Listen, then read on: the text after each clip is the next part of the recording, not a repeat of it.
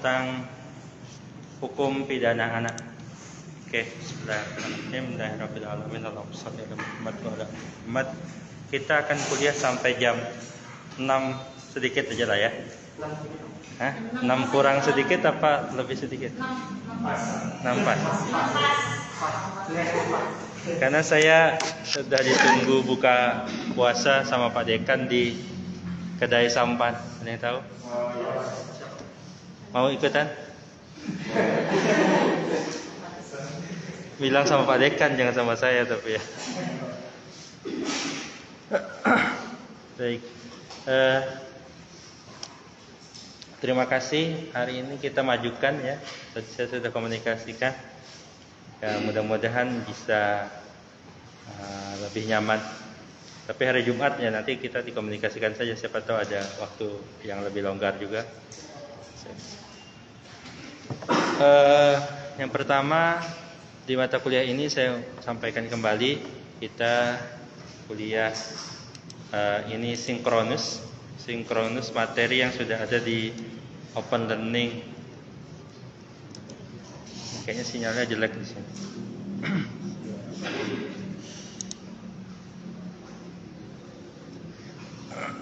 Maka saya mengingatkan kembali saudara untuk memenuhi progres di Open Learning mata kuliah hukum pidana anak. Mari kita cek dulu. Mumpung masih ingat ya. Kan jangan sampai nggak tahu ya. Saya sudah selama pandemi itu selalu menjadi dosen dengan jumlah mahasiswa yang tidak lolos Open Learning paling besar. Entah saya yang salah atau mahasiswa yang salah, saya tidak hafal juga ya, tidak tahu bisa menjudge. Yang pasti saya sudah membuka dan mengingatkan pada mahasiswa. Oleh karena itu saya lihatkan lagi di depan saudara, kita short mulai dari the lowest progress.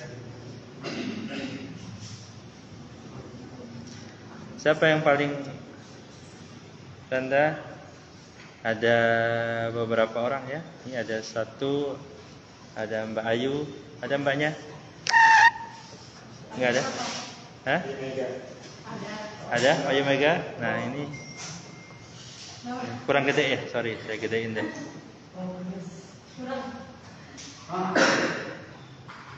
Oke, ini Ayu Mega Trisukma ya. Progresnya berapa kita lihat?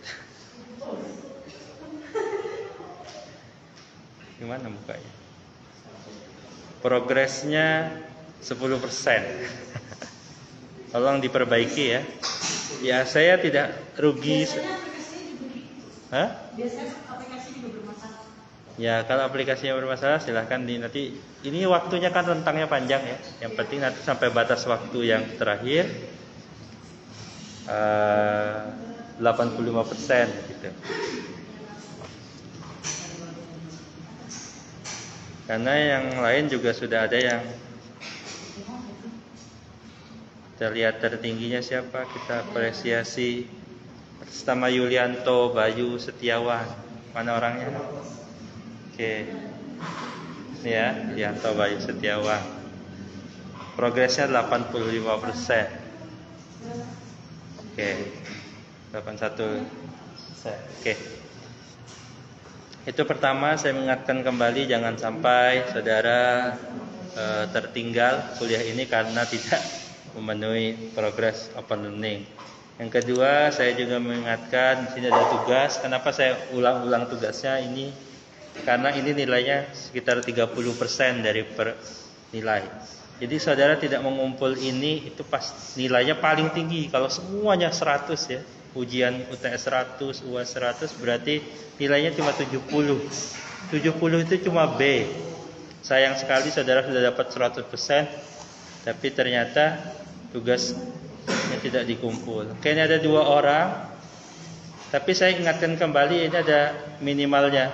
Halamannya cuma 25 halaman. Daftar pustakanya cukuplah 20 saja. Insya Allah ini melatih saudara persiapan semester depan saudara yang mau skripsi, gitu ya.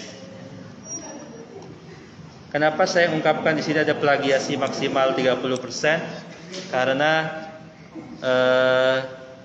nanti kalau skripsi saudara itu nanti akan diuji Turnitin namanya. Itu bentuknya seperti ini. Nah ya, Turnitin saya.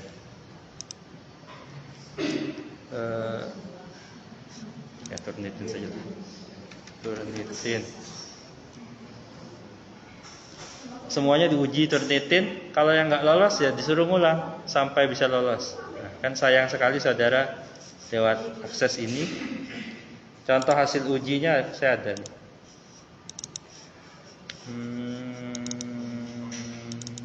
Ini artikel magang mahasiswa-mahasiswa saya. Contoh ya, ini berapa persen dia. Ini saya sudah uji Turnitin sendiri, ternyata hasilnya cukup gede. Set di bawah ada. Angkanya 83%. Besar ya. Angkanya merah. Jadi dosen sekarang agak susah dikibuli ya terkait tulisan, karena kita bisa akses. Walaupun ada cara-cara ngakalinya di YouTube ya. Namanya orang juga ada cara ngehacknya. Tapi ya nanti ketahuan juga, karena yang lihat kan juga tahu, juga bisa akses. Tuh dia tahu dari mana aja sumbernya, dia kopas dari mana saja. Tuh. Bahkan per item ini ya. Nih kata-kata ini kopasnya dari mana dia tahu. Ini kopasnya dari mana dia tahu ya. Kayak gini. Tuh, dikasih warna sama dia dan dikasih nomor. Nomor itu nomor di bawah, misalnya nomor 6 dia. Ini ada angka nomor 6 di sini. Angka nomor 6. Enggak kelihatan. Tapi saya bisa lihat di bawah nomor 6 itu mana. Nomor 6. Nah, 6 itu ini. Itu ya. Jadi bisa ketahuan.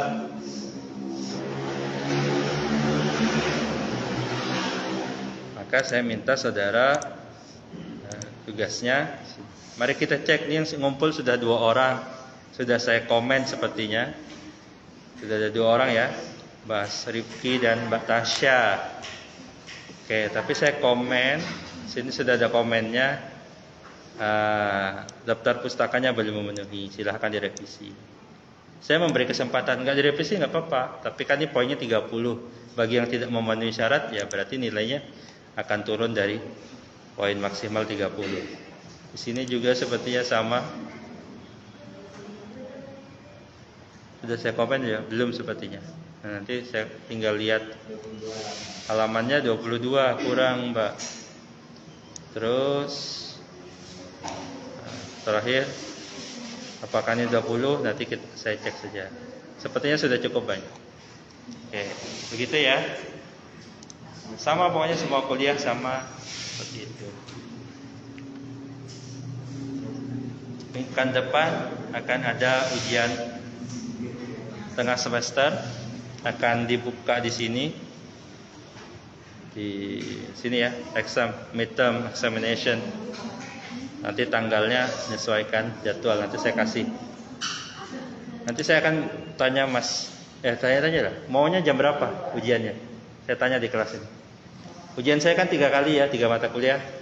Jamnya jam berapa? Kalau sesuai jadwal itu kan jam 7. Nah itu jam saudara, jam Jumadin lagi ngimamin sholat. Nanti gimana? Kalian mau jam berapa? Jam berapa UTS-nya?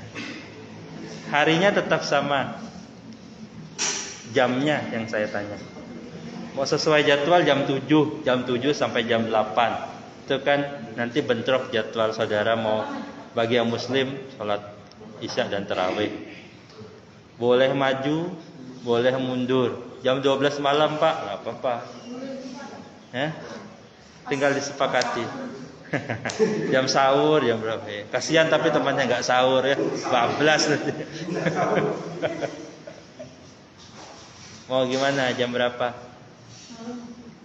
Malam jam berapa? Jam 8. Sudah selesai belum tuh tarawihnya?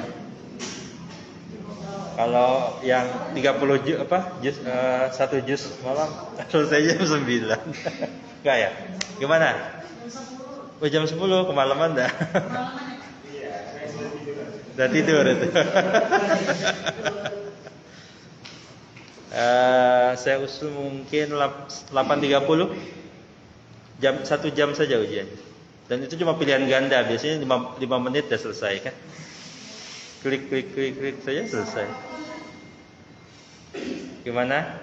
Jam berapa? Masih? Wah. Jam 9 ya. Ya, ideal. Yang biasanya tidur cepat jam 9, belum lah Pak, kan katanya gitu. Itu jadwalnya drakor Pak.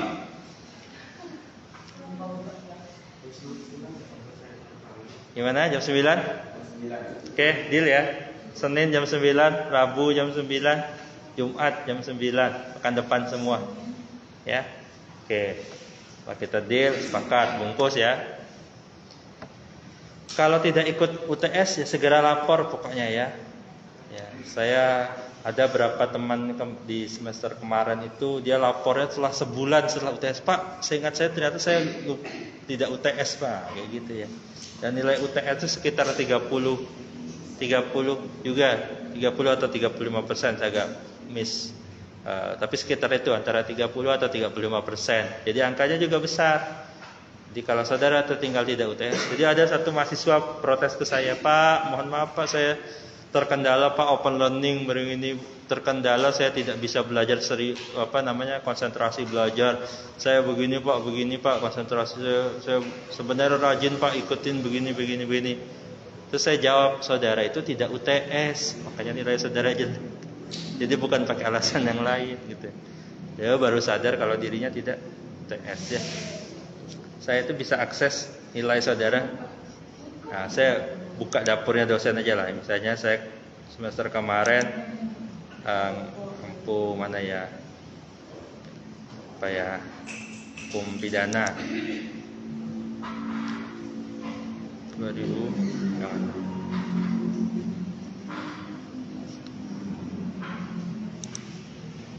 Oke, ini ada mata kuliah.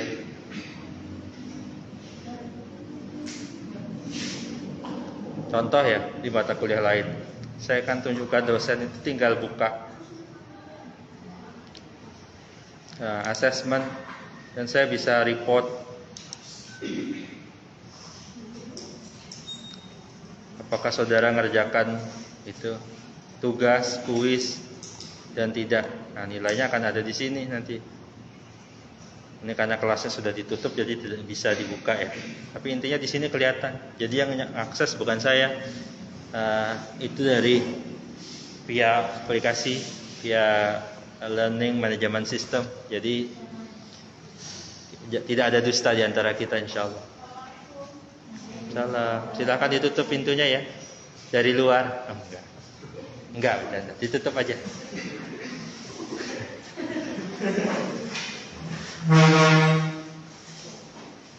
Oke, saya nggak berani suara kencang-kencang ya, haus.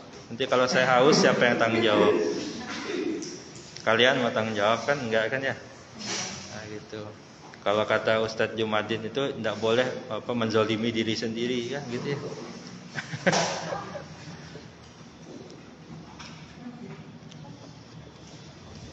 Kata Ustadz Jumadin namanya zalimul li nafsi. Betul Pak Ustadz?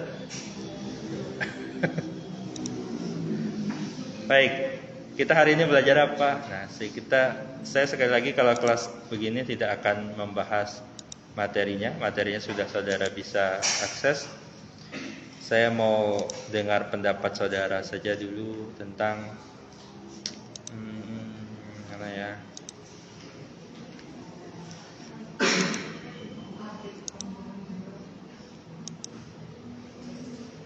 Oke, di sini ada beberapa hari yang lalu sudah ada satu kasus vonis kepada terdakwa Heri Wirawan, ya, dia dikenakan tindak pidana, ya, dia melakukan tindak pidana bersetubuh. Walaupun kata pemerkosaan itu saya agak kurang sepakat di sini. Bukan mengatakan itu benar atau salah, bukan. Cuma kan dia itu mayoritas yang kasus begini itu korbannya tuh tidak dipaksa. Kalau pemerkosaan itu kan kesannya dipaksa ya. Kita juga harus pas menggunakan kata-kata ya. Dia kan dibujuk rayu. Dibujuk rayu itu kan bukan dipaksa kan gitu ya. Saya tidak menganggap itu pemerkosaan, tapi persetubuhan terhadap anak di bawah umur. Oke, maka kasus yang ini pelakunya itu orang dewasa, korbannya anak. Dan dikenai hukuman mati. Oke, ini ada aspeknya. Pertama dari sudut pandang korban, korbannya banyak ya, 13 orang, santrinya lagi, pelakunya nih orang yang begitu dihormati, begitu dipercaya. Itu sudut pandang pertama. Yang kedua, adanya pemberiannya hukuman mati. Terhadap dua aspek ini saya ingin dengar pendapat saudara. Setujukah, tidak setuju, atau ada pendapat? Ayo, presensi. Ada yang mau komentar?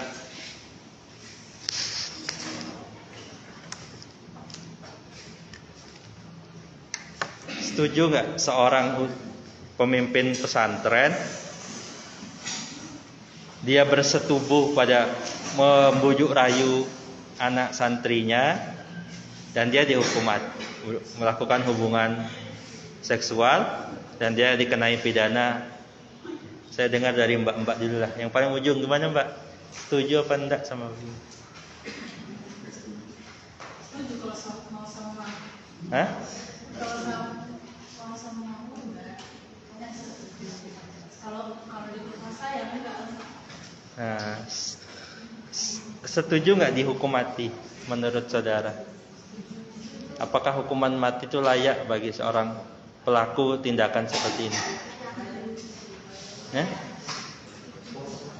Pertanyaannya, kalau pelakunya korbannya itu bukan anak, ini kan korbannya anak ya. Kalau korbannya bukan anak, apakah tetap hukuman mati atau tidak?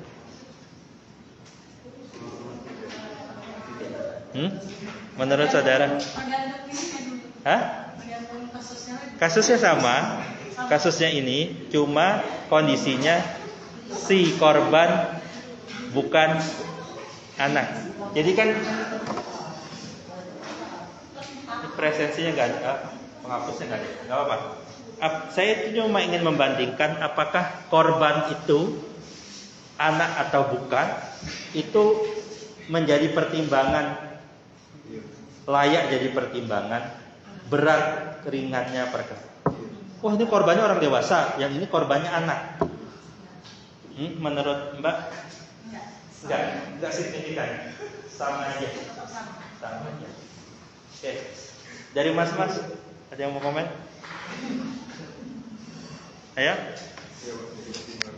Hah? Jadi pertimbangan korbannya anak. Antara korbannya orang dewasa atau korbannya anak. Apa? Pertimbangan lebih berat, lebih ringan? Kalau lebih berat adalah untuk konteks anak-anak bujuk rayu itu, kalau menurut saya anak-anak itu mudah sekali untuk terbujuk ke hal itu. Gak paham untuk ke depan seperti itu. Tapi kalau orang dewasa, konteksnya itu dia saling tahu, mengerti akan apa yang akan terjadi apabila mau seperti itu. Yang ini nih mbak-mbaknya kan mayoritas sudah dewasa ya. Masih aja ya kena bujuk rayu cowok-cowok itu ya.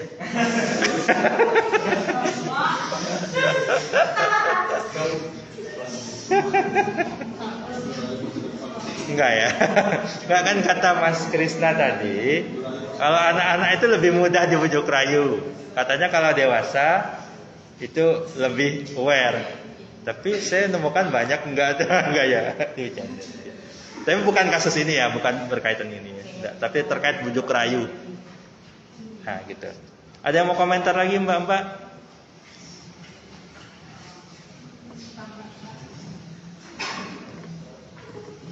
Mbak, ada yang mau komentar yang Mbak? Ya, yang belakang deh, yang pakai kacamata. Copot kacamatanya.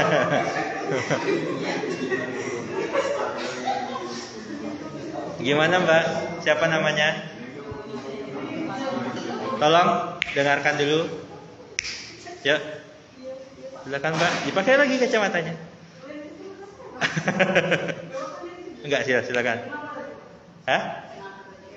Soal yang kalau korbannya itu Anak-anak atau orang dewasa?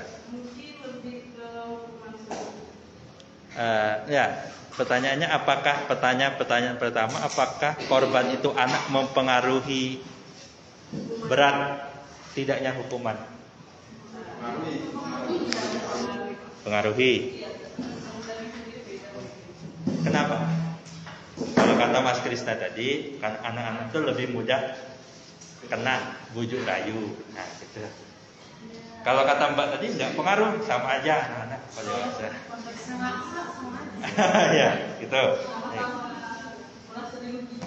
Ya, kalau menurut Mbak beda atau tidak? Kenapa? Kan misalnya gini ya, kita ada mata kuliah ini hukum pidana anak. Salah satunya aspek anak sebagai korban. Kan pertanyaan mendasarnya memang anak itu kalau jadi korban, kenapa? Kalau kan sama-sama korban, orang dewasa pun jadi korban, anak pun jadi korban. Jadi mbaknya bayangkan ya, kalau diperkosa ya anak kecil diperkosa ya korban, orang besar diperkosa pun korban. Itu pertanyaannya kenapa? Ada pengkhususan. Layak dikhususkan atau tidak? Kalau tidak layak ya nanti kita revisi ya mata kuliahnya kan. Oh menurut Indonesia ini layak ya, tapi kita singkirkanlah itu sejenak. Kan undang-undang bisa kita revisi. Nah kalau kata Mbak, menurut Mbak layak atau tidak jadi pertimbangan? Sama aja. Iya. Saya dewasa, korban mentang-mentang dia anak, korban lebih gitu, nggak adil gitu ya. Tapi dalam permainan waktu kecil memang anak bawang itu dibedakan ya sama. Oke, nggak jadi. Kedua dari Mbak ini nggak masalah. Dari Mas lagi ada yang mau komentar? Gimana, mas ya? Bapaknya bikin jelimet saja dari kemarin ya. Kadang soalnya mahasiswa tuh, ya, di pelajaran saya waktu jadi mahasiswa, ada dosen-dosen yang sangat menginspirasi saya tuh, dia biasanya jelaskan sesuatu yang sangat elementer, sangat mendasar. Karena terkadang kita membahas yang terlalu tinggi, ternyata kita tidak membahas sesuatu hal yang elementer. Ini hal yang elementer. Pertanyaan pertama, apakah anak itu kalau jadi korban memang layak dibedakan atau tidak?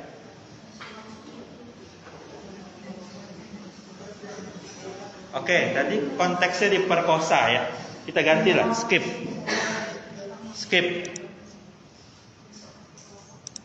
Oke.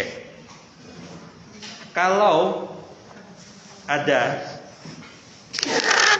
ya di Samarinda ini ada seorang bernama jangan Jumadin kali ini diganti. Siapa yang mau jadi korban namanya? Jeki misalnya ya. Bukan nama sebenarnya. Nah, bukan nama sebenarnya ya. Kalau ini jelek ya. Dan ini jangan Jeki ya, nanti ini ceritanya jelek. Jangan namanya Jeko. Nah, ganti. Nah, Pak Jeko ini lagi iseng-iseng buka aplikasi di HP. Aplikasinya micet. Oke. Nah, lalu dia pesan, nggak tahu caranya gimana. Gimana? Ada yang tahu caranya gimana? Gimana caranya supaya dapat pesanan itu? Ketahuan saya nggak pernah kan ya? Ayo ada yang tahu? Nah intinya dia cari yang open BO di micet, ya gitu ya. Ada kan ya? Oh kencang tahu berarti.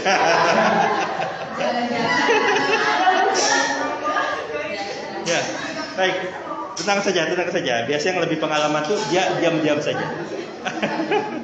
Baik, ketika dia dapat ya, itu perempuan usia 20 tahun, lalu hubungan itulah terjadi kejadian itu ya, beranak pinak itu selesai. Oke. Besok-besok lagi dia tes lagi, dia buka lagi dapat, tapi anak itu usianya 17 tahun. Yang perempuan yang open BO itu usianya 17 tahun. Ya.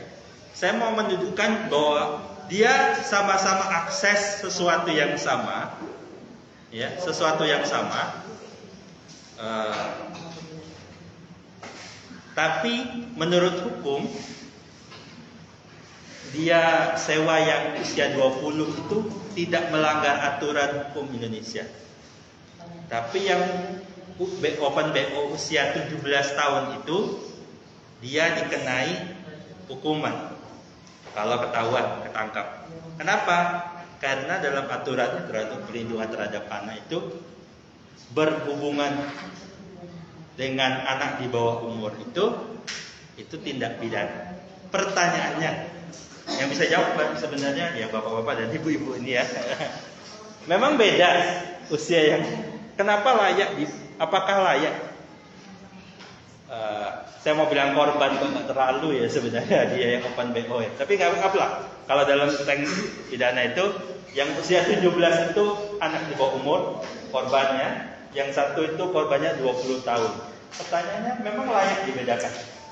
Layakkah dihukum orang yang kena 18 dengan berhubungan dengan yang usia 18 tahun? Sedangkan yang usia 20 tahun itu tidak dihukum. Menurut saudara layak? 20 tahun, open BO sama 20 tahun itu usia jabat itu nggak kena pidana, benar? Paling banter dijerat ketangkap Satpol PP. Sama Satpol PP-nya diapain? Disuruh pulang. Dicatat doang, suruh pulang. Beneran? Coba aja kalau mau. Gitu kan. Enggak, maksudnya gitu ya.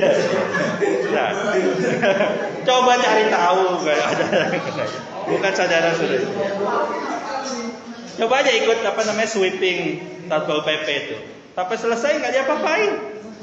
Kenapa? Karena memang berhubungan suami istri. Asal salah satunya tidak ada yang menikah, ya, itu tidak dilarang. Carikan saya pasalnya dalam aturan yang melarang. Tidak ada. Ini kata dosen saya dulu, inilah cara ya saudara kalian itu aman gitu. Dia bilang gitu ya. Asal tidak direkam. Yang sering kan itu kan pornografi itu ya. Kemarin tuh ada satu artis, saya agak lupa juga aplikasinya apa namanya? Dari Malang itu. Dea.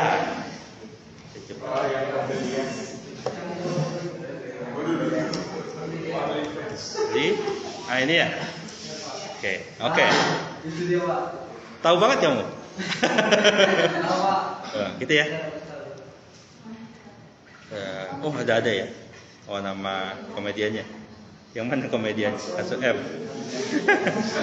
Oke. Nah gini. Dia tuh kan kena bukan karena dia berhubungan, tapi karena dia menjual kontennya itu. Itulah kan saya bicara hukum Indonesia ya. Hukum kita itu begitu. Yang dilarang itu membuatnya, bukan melakukan kegiatannya. Gitu ya. Cuma terhadap anak di bawah umur itu dikenai pidana. Coba berapa? Saya lupa hubungan seksual pada anak itu. Cari aja, kan kita kaum Google kan. Pidana berhubungan seksual dengan anak di bawah umur. Paling sedikit 5 tahun, paling lama 15 tahun. Coba. Beda 3 tahun aja. Nah, anggaplah yang satu usianya 19, yang satu usianya 17. Beda 2 tahun itu ya. Beda-beda tipis. Tuh. Tapi yang satu selamat, tidak apa-apa. Tapi yang satu usia 17 itu kena. Menurut saudara itu adil apa tidak? Kenapa kira-kira? Ada yang mau tahu? Ada komen? Nggak adil pak. Boleh semua harusnya gitu ya. Atau menurut saudara semuanya harusnya nggak boleh, nggak kena. Apa harusnya kena pak? Gimana? Ini yang sering terjadi itu dianggap Oh, itu ada laki-laki tidak bertanggung jawab. Gimana? Ada yang mau komen? Bapak yang kacamata, yang sekarang pakai kacamata.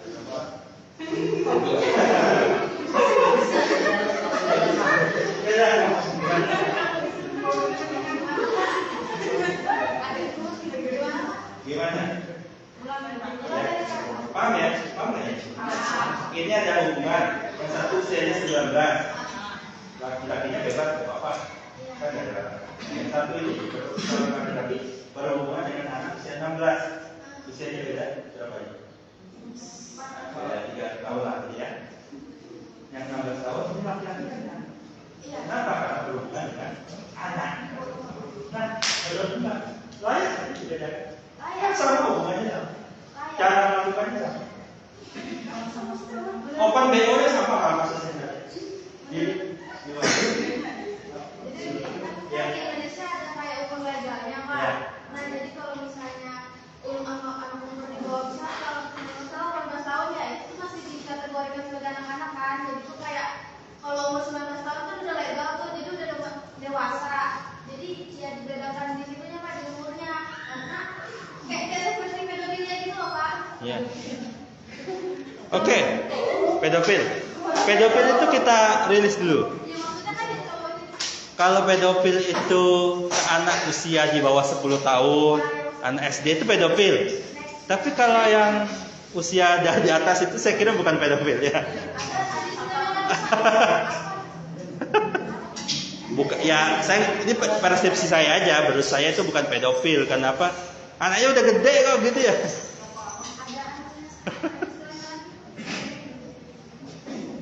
Nah, itu kata Mbak tadi. Ya, ada lagi. Masih ada lagi tambahan? Dari bawah. Ya kacamata di belakang. Siapa dulu pakai kacamata? Ya, silakan. Gimana? Ini kita mengkonstruksi apakah korban anak itu memang layak dibedakan. Contoh, saya lebih kejam lagi dong. Kalau ada laki-laki jahat, dia main apa namanya, dia dengan tipu daya tadi mengajak seorang perempuan itu bertubuh, lalu dia hamil, laki-laki pergi, ya kan? Jahat ya, bahkan jahat, laki-laki jahat. Malah semua laki-laki jahat, protes sendiri. Laki-laki jahat. Oke.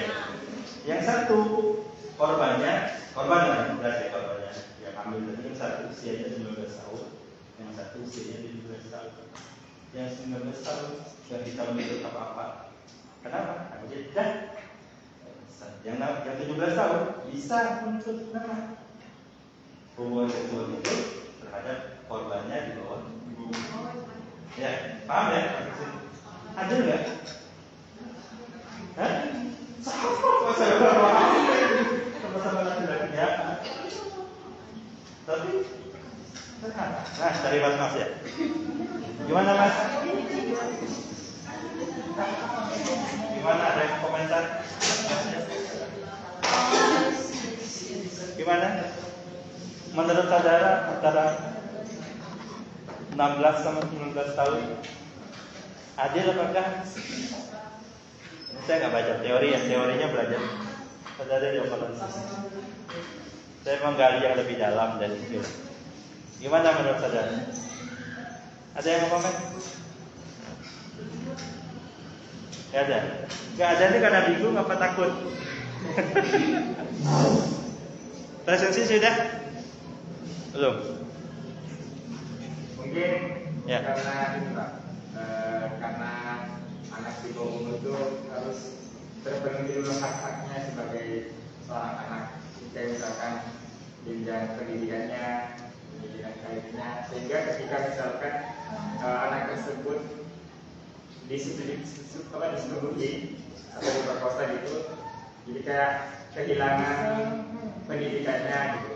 Bisa jadi karena dia hamil gitu kan Pak, sehingga terpengaruh terhadap pendidikannya dan juga psikologi. Ya 19 tahun enggak? nggak terpengaruh pendidikan dan psikologis ya? Kalau ini kan, kalau misalkan yang di bawah umur 18 tahun itu kan masih kategori SD, SMA gitu ya, SMA gitu Pak. Jadi yang 19 tahun ada kuliah atau apa ya? Jadi yang cari korban. Ada satu kejadian, tempatnya di Nusa Tenggara. Ada seorang perempuan usia SMA, ya 15 atau 16 tahun, hamil.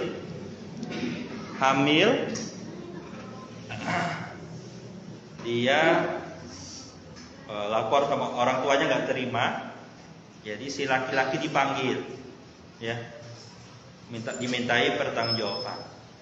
Punya usut, si laki-laki usianya 13 tahun, SMP kelas 3. Saya mau tanya kembali, ya, ini yang pelaku sama yang korban yang mana ya? Kan sama-sama anak, sama-sama perlindungan pada anak.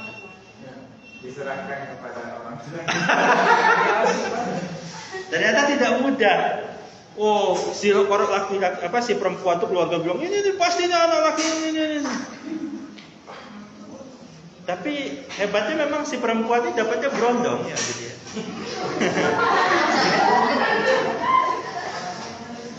Lalu salah satu yang digali itu yang goda dan ngajakin pertama sih yang perempuan. Tapi setelah kejadian bercocok tanam itu, mereka putus. Jadi laki-lakinya bukan tinggalkannya, memang putus gitu ya. Misalnya gitu ya, saya nggak tahu putusnya kenapa. Menurut mas-mas lah ya, pertama, layak nggak si anak SMP itu dimintai pertanggungjawaban dan dikenai hukuman karena berhubungan dengan perempuan di bawah umur. Nah, gimana menurut mas-mas? Kira-kira anak 13 tahun SMP. Ya, 13 tahun itu SMP ya, SMP. Gimana? Layak nggak dikenai? Sekarang sudut pandang pelaku ya. Pelaku dan korban. Gimana? Ada yang mau komen? Kok bapak ini kasusnya susah-susah? Ya memang lah, kalau kasus gampang saya ceritakan. Ya. Gimana? Ini kejadiannya nyata. Karena lawyer si anak laki-laki itu teman saya kuliah S2. Gimana? Mas ya? Gimana? Ada yang mau komen? Wadah dulu Pak. Ini kan bayangkan nih, jiwa solidaritas sebagai laki-laki nih.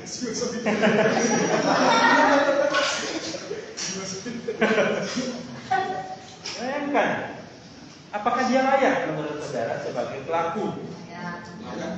Kenapa? Ya, tidak layak. Kenapa?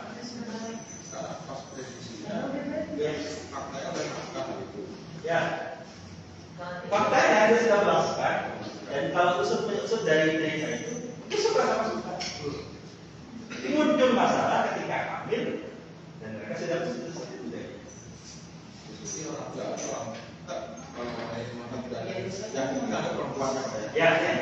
Kalau diperhatikan,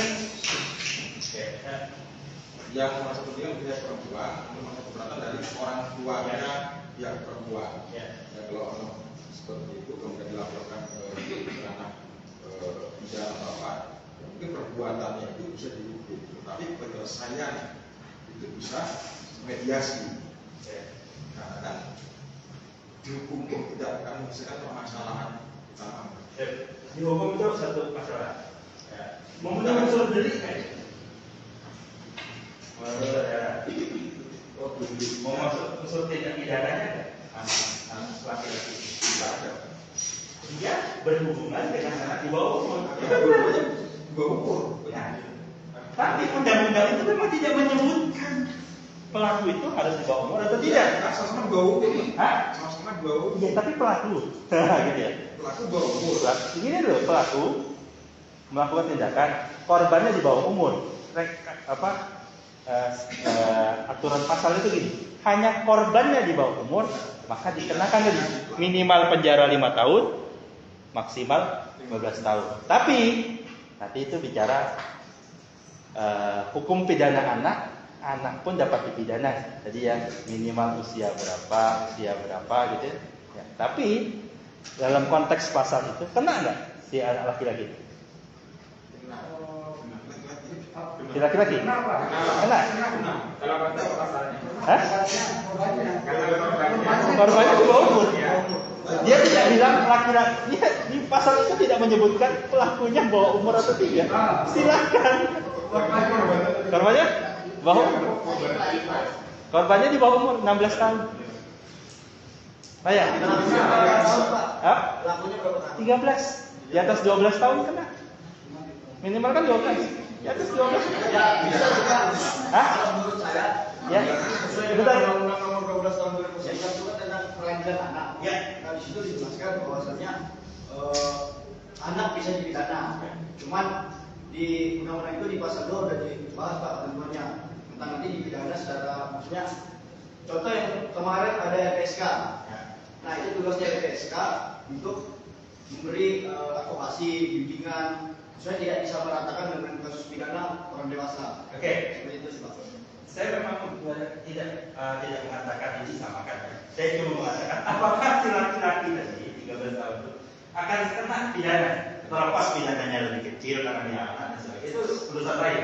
Tapi apakah dia kena sebagai pelaku? Kenapa? Kenapa? Karena minimalnya itu kalau salah 12 tahun. Gimana Bang? Yang muda Bang? Ini kan 13 tahun umurnya. Karena Pak minimal pidana anak itu kan dia berusia 12 tahun. 12 tahun. Nah, Di bawah itu baru 12 tahun baru sudah dipidana. Ya. dia bisa dipidana Pak. Gimana Bang? Apa enggak? Enggak ada yang salah dia sama 13 tahun. Ini kan bermula dari mbak-mbaknya cari berondong kan ya.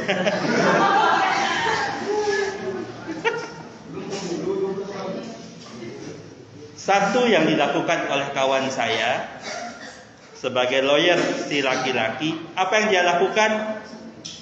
Perhatikan baik. Ini salah satu bagi saya. Ini lawyer teman saya sangat pintar ya. Saya akui luar biasa dia jeli dalam mempraktikkan sesuatu. Yang dia lakukan adalah dia si laki-laki 13 tahun itu membuat laporan polisi. Apa? Laporan polisi yang mengatakan terjadi tindak pidana hubungan dengan anak di bawah umur oleh seorang perempuan berusia 16 tahun. Pasalnya kan tidak pernah menyebutkan pelindungan anak itu hanya perempuan. Jadi laki-laki ya. Pelakunya siapa saja bisa jadi korban juga. Jadi laporan kedua yang dibuat teman saya ini, si anak 13 tahun itu adalah korban dari si anak perempuan. Jadi ada dua laporan, yang satu korbannya anak perempuan, pelakunya anak laki-laki. Yang kedua laporan yang kedua, pelapornya anak laki-laki sebagai korban, pelakunya si perempuan. Masuk pasalnya. Kira-kira masuk nggak pasalnya? Masuk. Terlepas nanti ujungnya damai dan sebagainya. Kalau dari posisi yang laki-laki melaporkan dia diperkosa, dikasih bahwa si laki-laki Perlindungan seksual terhadap ini itu tidak diperkosa, tidak ada paksaan. Pokoknya suka sama suka pun pidana, asal korbannya anak. Makanya kalau menjadi lawyer gitu ya, jeli melihatnya. Ternyata kenapa selama ini konstruk di pikiran di masyarakat korban itu hanya perempuan, padahal laki-lakinya bisa korban. Ada kasus di Amerika misalnya ya, ada babysitter dia babysitter, bukan baby sih, jagain anak gitulah, penjaga anak. Seorang ibu menyewa penjaga anak untuk anaknya yang kalau itu usia 11 tahun. Usia 11 tahun.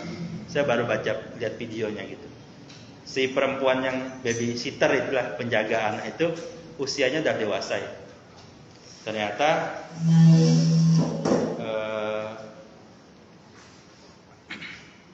di kemudian hari si babysitter ini hamil.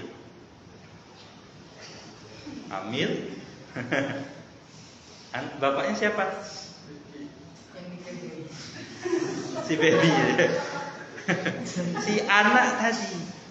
Jadi dia katanya si penjaga itu dia bikin permainan namanya apakah kamu nervous misalnya. Jadi si penjaga wanita itu nempelkan tangannya di badannya si anak itu, apa kamu nervous? Enggak.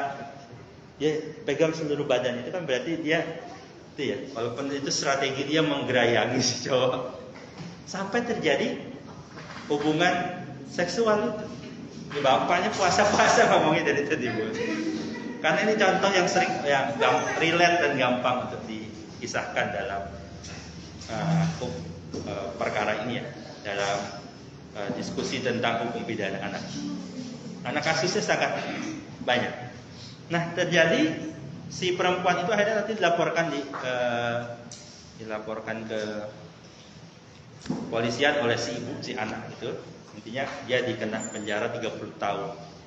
Kenapa? Karena dia berhubungan dengan si anak tadi. Gimanapun walaupun dia perempuannya, dia bisa jadi pelaku. Ya, konstruknya itu jangan hanya laki-laki memperkosa. Laki-laki memperkosa perempuan. Tapi bisa juga perempuan memperkosa laki-laki. Kejadian anak itu banyak, nggak sedikit.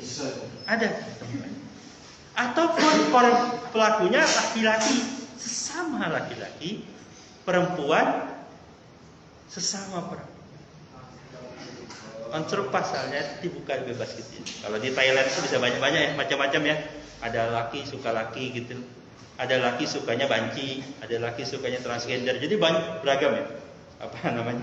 Preferensi seksualnya. Itu sampai di sini 10 menit lagi waktu kita ya. Ada pertanyaan? Bisa terbayang ya, ternyata teorinya saudara bacalah di Open Learning ya. Saya tidak ungkapkan teori di sini. Saya ingin mengungkapkan kita berpikir bahwa ternyata korban anak walaupun pelaku anak itu tidak semudah itu kita katakan. Tidak semudah itu. Walaupun memang concern kita anak itu punya hak-haknya. Hak anak itu untuk sekolah, hak untuk dapat pendidikan, bahwa akalnya itu belum sempurna dan sebagainya. Saya itu tinggal di Jogja sekitar 8 tahun. Jogja itu belakangan ini ramai namanya Kelitih, tahu? Iya, lagi ramai itu. Jadi itu kebanyakan anak-anak pelajar ya, SMP, SMA kadang itu. Ya, malam-malam naik motor, bawa senjata tajam, apapun senjatanya. Kadang orang dikenal tidak dikenal ya dibacokin sama dia. Berapa wawancara tuh ya mereka kalau mau jadi masuk geng apa gitu ya harus pernah bacok. Harus berani melakukan tindakan itu. Itu terjadi di satu kota yang disebut kota pelajar, yang jumlah universitasnya, bukan universitasnya, perguruan tingginya, waktu saya di sana itu lebih dari 100. Jumlahnya itu 100. Jalan dikit kampus, gelundung dikit kampus lagi. Kampusnya itu ada yang rumpok kecil gitu, satu kampus gitu. Ini akademi ini banyak banget. Dan satu kampus itu biasanya punya kampus lokasi kampus di banyak tempat. Ada kampus namanya Universitas Islam Indonesia itu punya kampus kayaknya 5 atau 6. Jadi situ kampusnya, di sana ada kampus lagi, di sana kampus. Kampusnya banyak sekali. Berarti kan itu kotanya kota berpendidikan. Tapi ternyata muncul satu tindakan yang lebih kejam, lebih parah kriminalitasnya dibanding daerah lain, dibanding Samarinda. Samarinda itu saya bolak-balik ke Tenggarong biasa aja, malam-malam naik motor, kayak gitu nyantai-nyantai aja. Kalau di Jogja sekarang nggak berani. Ada seorang teman saya tuh ustadz ya, kayak Jumadin ini langsung.